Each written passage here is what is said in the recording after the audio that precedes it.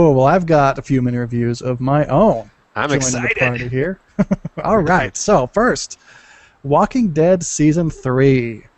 Now, Walking Dead, in case you don't know, it's about a group of people trying to survive the zombie apocalypse based on a comic book series by Robert Kirkman.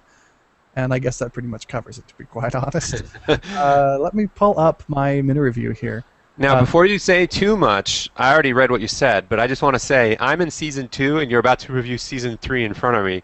So just, do your best to take that into Got it. consideration. I can handle that. I can handle Okay. that. So, Walking Dead Season 3. 4 out of 5. Glenn Mazzara really got things in order. Glad the focus was more on people versus people than people versus zombie.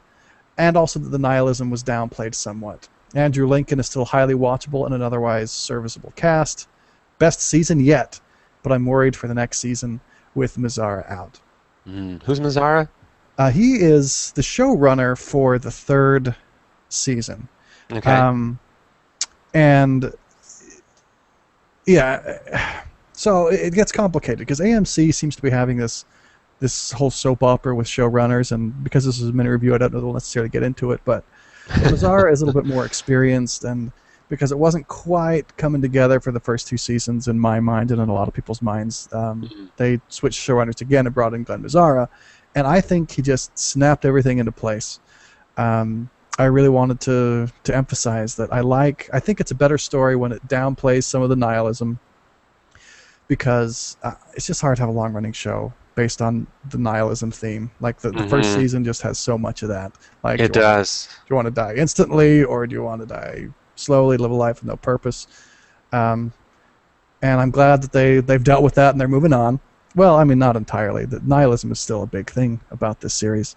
And I'm also glad that we've sort of transcended having the main focus be killing zombies, and now it's worried about people who are the real monsters in this world. And I think that's just a more interesting thing to be exploring by the time we get to the 3rd season.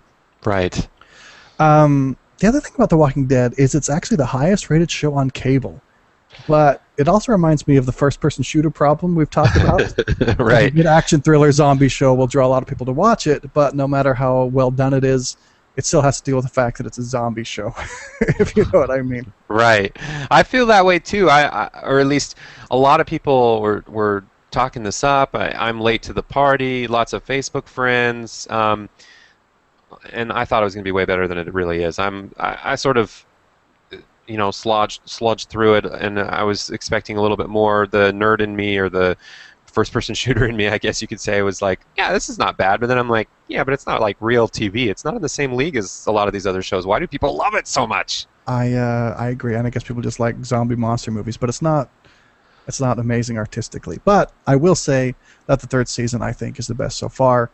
Problem is, Mazzara and AMC have split ways, so maybe he's got things back on the rails and someone else can drive it home, but I'm a little concerned about the next season.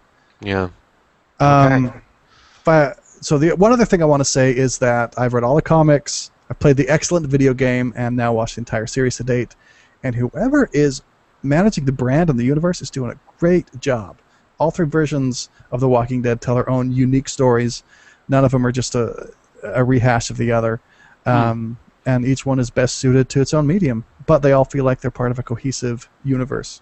Do they talk to each other at all, or just pass in the night? Like, these characters don't interact across. The comics and the TV show share a lot, and in fact, but they don't share everything. In fact, there are a lot of significant differences. So, having read the comics, I feel like I have some idea of spoilers, but they do a lot of things significantly different. But a lot of the touchstones they hit at the same time. But I think that's good. They just tell a TV show story for the TV show, whereas the comics can tell a comics story. Nice. Cool.